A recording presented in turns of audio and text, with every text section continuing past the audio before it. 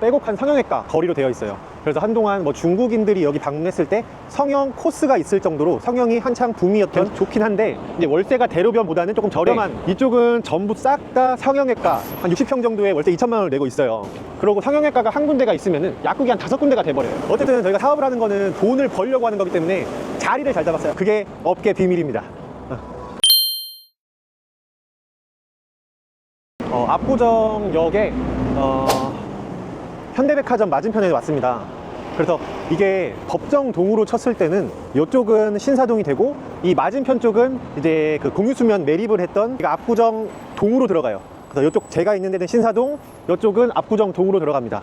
그거를 참고하시면 좋을 것 같고, 지금 여기는 압구정 로데오처럼 상권이 뭐 패션 브랜드 뭐 이런 업체들이 많이 들어온 상권은 아니고, 여기는 병원들이 많고, 아마 조금 있다가 대로변 갔다가 안에 들어가겠지만, 안에 들어가면은 전부 다 빼곡한 성형외과 거리로 되어 있어요. 그래서 한동안 뭐 중국인들이 여기 방문했을 때 성형 코스가 있을 정도로 성형이 한창 붐이었던 곳을 만들어냈던 동네가 바로 압구정 쪽입니다.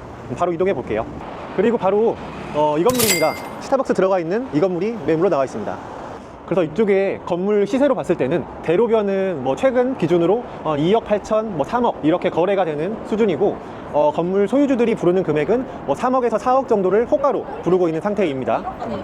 여기가 바로 동호대교이고요. 이쪽을 다리를 건너게 되면은 옥수역이 나오는 거리입니다. 그리고 한동안 많이 나왔던 롤스로이스가 이쪽으로 가면서 사람을 한 명 치고 했던 곳이 바로 이쪽이에요. 사람을 치고 이렇게 그 피해를 발생시켰던 곳이 바로 여기입니다. 안타까운 일이죠. 그래서 아까 봤던 현대백화점은 1985년에 새로 생긴 백화점이고, 압구정역도 마찬가지로 1985년에 신설되어서 사람들이 많이 이용을 하게 되었어요. 그래서 그때부터 이쪽 주변이 상권이 활성화가 되면서 뭐 병원들, 그리고 뭐 유명한 뭐 외식업종, 프랜차이즈들 이런 식으로 많이 들어왔던 상권이 바로 압구정역 상권이 되겠습니다. 그래서 이런 건물 같은 경우가 별로 안 좋다고 얘기하는 건물이에요. 왜냐면은 역에 바로 가까이 있어가지고 지도상으로 봤을 때는 상당히 메리트가 있는 건물이나 뭐 위치라고 생각할 수도 있긴 한데, 사람들이 역을 나와가지고 이쪽 동호대교 쪽으로 가진 않거든요. 역을 나와서 직진으로 가면서 성형외과 쪽으로 가지 이쪽으로 가진 않기 때문에 여기는 그런 것도 고려하면서 상가들을 알아보시는 게 투자하시기에는 좋으실 거예요. 흐르는 입지라고도 하고요. 아시죠? 네, 결혼정보회사도 있네요. 부정적인 여론이 있는데, 단점 먼저 꼽게 되면은 결혼정보회사에서는 매칭을 시켜줄 때마다 돈을 받는다고 해요. 결혼에 골인을 해가지고 뭐 일정 수수료나 뭐 돈을 받는 게 아니라 매칭을 시켜줄 때마다 회사에서는 돈을 받아내는 그 플랜이기 때문에 좋은 사람들을 웬만하면 소개를 코코 성형외과 의원, 바로 이 건물입니다. 이쪽 도로로 가면은 조금 이면 쪽으로 가는 길이고, 들어가 볼게요. 상가를 볼 때 하나가 팁이, 이게 대로변에 있는 상가들은 일단 비싸요. 일단 임대료적인 부분에서 부담이 많이 될 수 있는데, 이렇게 대로변에서 이면에 있는 건물들은 가시성은 좋긴 한데 이제 월세가 대로변보다는 조금 저렴한 그 장점이 있거든요. 조금 더 합리적인 금액을 조금 원한다, 그럼 대로변보다는, 대로변에서 가시성은 이면까지는 보이지만 그 건물로 이제 알아보는 게 어떻게 보면 합리적인 부동산을 고르는 방법이 될 수 있겠습니다. 이쪽은 전부 싹 다 성형외과, 피부과, 약간 뷰티 쪽 관련된 그 업종들이 많이 몰려 있어요. 그래서 요즘 피부과나 성형외과도 뭐 축소하는 데도 많이 있다 하더라고요. 강남역에 있는 성형외과 제가 한 군데 아는 원장님이 계신데, 한 60평 정도에 월세 2천만 원을 내고 있어요. 근데 이런 금액이 많이 안 나오다 보니까 이제 거기를 줄이고 뭐 잠실로 간다거나 조금 더 그 하급지 쪽으로 넘어가려고 하는 분도 계세요. 근데 아이러니한 게, 그런 분들은 이제 거기에 시설 투자를 많이 했다 보니까 권리금을 또 어느 정도 받고 싶어 하거든요. 그래서 권리금은 많이 받고 싶어 하는데 그걸 받아줄 사람이 없으니까 자기는 월세 2천만 원을 내고 계속 있을 수밖에 없는 그런 뭐 아이러니한 상황이 계속 반복되는데, 그걸 받쳐줄 만한 사람이 없는 거죠. 그러니까 계속 영업을 할 수밖에 없고 그런 상황도 있습니다.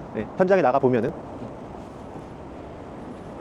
이쪽으로 가면은 그 유명한 광림교회가 있고요. 광림교회 쪽으로 가는 방향이고, 이쪽으로 가면은 이제 그 을지병원 사거리 쪽으로 가는 길인데, 지금 병원들이 많이 있는 곳 바로 한 면만 더 들어가면은 이렇게 주거지역이에요. 주거지역. 여기는 사실 상권이 그렇게 엄청나게 활발한 상권은 아니었어요. 지금도 마찬가지고 압구정동, 신사동 이쪽은 영동지구 도시 구획 사업으로 인해서 70년도, 80년도부터 주택을 이쪽에 많이 공급을 하겠다라는 취지로 지어진 동네거든요. 그래서 여기는 주거 지역입니다. 나바영, 바로 이 건물입니다.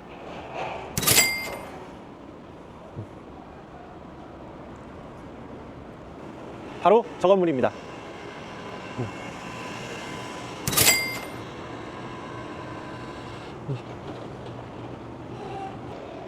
네, 바로 사도에 있는 바로 저 건물입니다.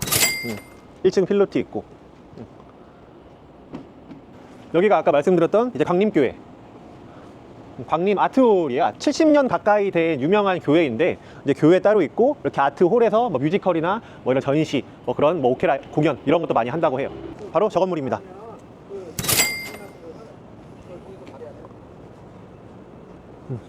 이제 지금은 신구 초등학교 쪽으로 가는 길이고, 바로 이쪽 상권, 뭐 초등학교를 끼고 있고, 뭐 고급 레스토랑, 뭐 음식점, 뭐 고깃집, 이런 뭐 주거 지역 베이스로 된 상권이 이쪽 라인으로 펼쳐져 있습니다. 그래서 여기 공원도 있고, 뭐 여기는 그래도 상권이 지금 많이 활성화가 되고 있는 과정의 라인이기 때문에 건물을 구매하려고 하는 투자자분들도 이쪽 라인을 선호하는 경우가 굉장히 많습니다. 저기는 안 가볼 거지만 을지병원 사거리 저쪽으로 가는 길 쪽으로 쑥 둘러보시면은 공사하는 현장이 굉장히 많은 거를 볼 수 있을 거예요. 이쪽은 뭐 평당 뭐 1억 5천에서 2억 5천 요 정도 사이에 뭐 시세로 형성되어 있다고 보시면 될 것 같습니다. 원래 압구정이 왜 압구정이었냐면은 혹시 영화 관상 보셨나요, 피디님? 맞습니다. 이정재 나오고 어떤 영화인지는 알아요. 네, 거기 나왔던 이정재가 맡은 역할이 그 수양대군이었어요. 그래서 세조죠.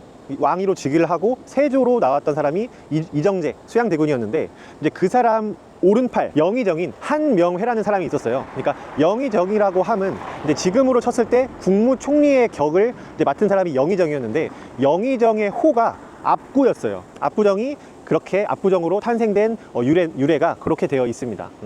바로 강남 돌곱창, 바로 저 건물입니다.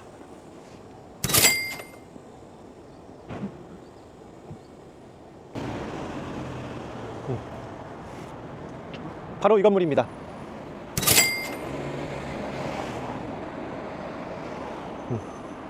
노홍철 씨 건물, 바로 저 건물입니다. 공차 건물이요?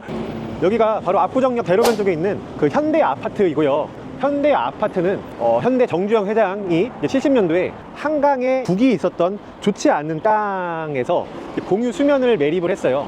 그래서 아까 동무대교 건너면은 옥수역 쪽에 저자도라는 섬에 있는 모래와 흙을 퍼가지고 여기 공유 수면을 매립했던 동네입니다. 70년도, 80년도부터 현대 아파트를 건설해가지고 현대 아파트가 약 6,000세대가 지금 되어 있고, 그 옆쪽 압구정 로데오 역 쪽에는 또 이제 한양 아파트가 4,000세대가 들어와가지고 약 1만여 세대의 배우 세대 지금 있는 편이에요.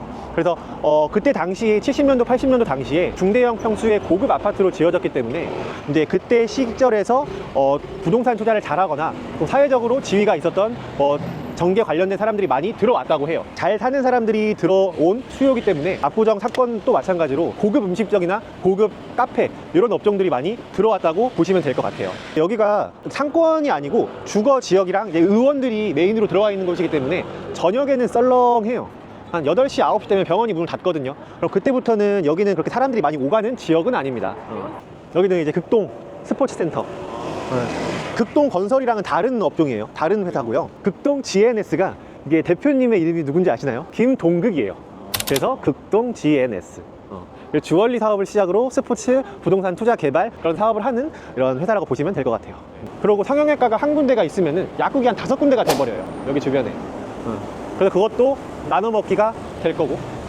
지나가는 김에 약국 관련돼서 얘기 하나 하면은 이제 임차를 들어오려고 했을 때도 약국들이 부동산에 의뢰를 많이 주시거든요. 약국을 개국을 하려면은 일단 부동산 자리를 한 개 찾아놓고 이제 거기에 대한 등록을 먼저 해야 돼요. 보건소에 가가지고 개설 등록을 해야 합니다. 일단 모든 업종은 그냥 자유업종, 뭐 꽃집이나 뭐 일반 소매점, 뭐 그런 자유업종들이 있고, 그리고 신고하는 업종, 뭐 음식점이 신고하는 업종이 되겠죠. 음식점이나 베이커리 그런 업종들이 신고하는 업종. 그리고 나라에서 제일 까다롭게 보는 게 등록하는 업종이거든요. 특히 부동산도 마찬가지로 등록하는 업종이에요. 나라에서 땅값이 되게 중요하게 생각하기 때문에 그걸 다 규제를 해야 되거든요. 그래서 등록 업종 있고, 의약품도 마찬가지로 관련 부서가 있는 것처럼 의약품도 나라에서 관리를 해줘야 되는 취지가 있기 때문에 약국도 마찬가지로 등록 업종입니다. 그래서 등록을 먼저 보건소에서 신청을 하고 그 다음에 사업자 등록을 받아야 돼요. 그 다음에 이제 이 의약품을 이렇게 취급하거나 할 때 나라에서 관리를 하기 때문에 세금 계산서를 의무적으로 발행을 해야 하거든요. 건강보험공단에서 코드를 하나 받아야 되거든요. 그래서 그것도 받게 돼야지 영업을 할 수 있는, 이제 법적으로 나열되어 있는 거고, 약국도 이제 포괄 양도양수 계약을 할 때도 있어요. 근데 그때 권리금을 산정하는 방식은 보통 조제수예요. 그래서 건물 자체적이나 뭐 그 주변에 인근에 있는 병원들이 얼마나 그 약국에 가서 조제수를 넣느냐. 그래서 많이 넣는 데는 뭐 대학병원급은 아니지만 그냥 적당히 평균적으로 조제수가 나오는 데는 700에서 1000개 정도 나온다고 해요. 그럼 그거에 따라서 권리금이 조정이 되겠죠. 그래서 그런 식으로 약국은 권리 계약은 그렇게 이루어진다고 보면 될 것 같습니다. 등록을 하는데 까다로워요? 등록을 하는 데는 까다롭진 않아요. 네, 까다롭지 않고 평수나 뭐 스프링클러 뭐 그런 건축법에 관련되어 있는 상황만 지키면 돼요. 그건 간단한 거예요. 단 어쨌든 저희가 사업을 하는 거는 돈을 벌려고 하는 거기 때문에 자리를 잘 잡아야 됩니다. 그래서 중개인들이 대신 영업을 띄워주는 경우가 많아요. 그 약국을 오픈을 했을 때 중개인이 직접 뭐 주변 병원을 돌면서 나 여기 약국 개국할 건데 우리 약국 이용해주면 안 되겠니? 이런 식으로 영업을 하는 중개인도 있습니다. 그게 바로 저예요. 그래서 모든 A부터 Z까지 일단 들어가는 사람들이 영업이 잘 되면은 번창을 하면 저도 좋거든요. 뿌듯하거든요. 그래서 그 사람들이 그냥 뭐 단순히 매물을 조금 알아봐 달라 해서 알아보는 게 아니라 그 사람이 정말로 영업을 잘 하고 이게 돈을 많이 벌게끔 하려면은 어떤 거를 해야 되는지 그거를 생각하고 그 고민을 함께 해줘야 된다고 생각하는 편입니다.